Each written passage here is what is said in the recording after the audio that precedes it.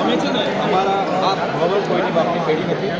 સાંભળો, આદિજાતિ વિકાસ માટેનું ભવન છે અને આ 60,000 વિદ્યાર્થીઓના ભવિષ્યનો સવાલ છે. એની રજૂઆત કરવા આવ્યા છે. જ્યાંથી રજૂઆત થશે અમે એથી રજા લઈશું. અમને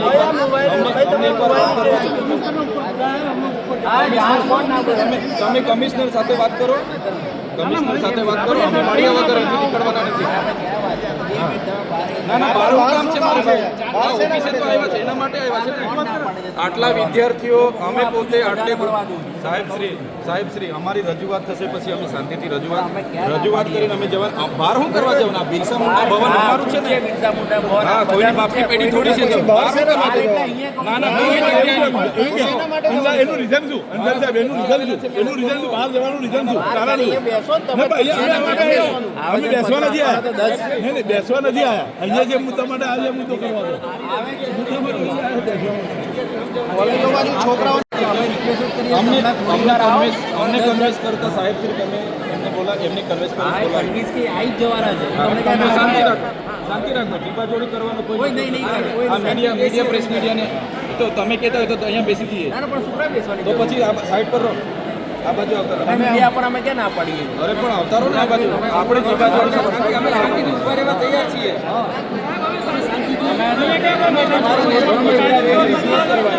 કાયદો વ્યવસ્થા જાણવા માટે તૈયાર જ છીએ. અમે બધા વેલ ગ્રેજ્યુએટ લોકો છે.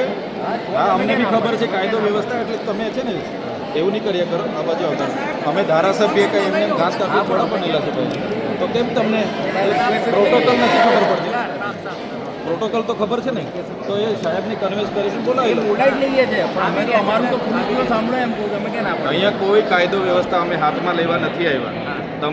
તમારી જિમ્મેદારી છે કાયદો વ્યવસ્થા સંભાળવાની. એ સંભાળ્યા કરો ને. અમને શું કન્વેન્સ કરવાની જરૂર છે? તમે સ્કોલરશીપ આપવાના હોય તો લખીને આપો. તો લખીને આપી દો. વાર્તા પૂરી કરી તો પછી બંધ કરો ને. અરે ગુસ્સાનો સવાલ જ નથી ને. મિલો કન્વેન્સ કરો.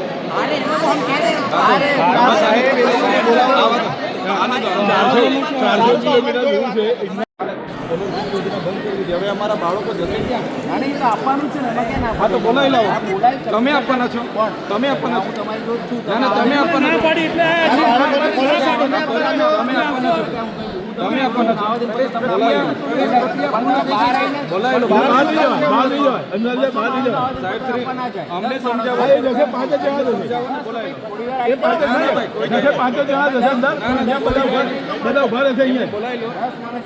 અમને કન્વિન્સ કરવા કરતા એમને કન્વિન્સ કરવા આવે છે. ના અમે આવ્યા છે ને. તમે બોલાવો.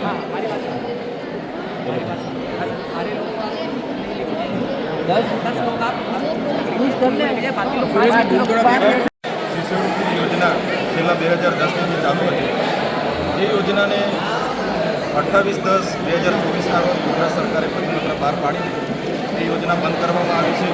જેના લીધે બીએસસી નર્સિંગ હોય, જીએનએમ નર્સિંગ હોય, તમામ પ્રકારના 60,000 વિદ્યાર્થીઓને આમાં અસર થઈ છે. જે લોકો સ્કોલરશીપથી વાંચી રહેવાના છે. અને આ વિદ્યાર્થીઓને અનેક જે કોલેજો હતી જેમણે મેનેજમેન્ટ કોટામાં એડમિશનો આપ્યા હતા એમને પણ રિટર્ન ડોક્યુમેન્ટ આપીને એમના એડમિશનો રદ કરી દેવામાં આવ્યા છે.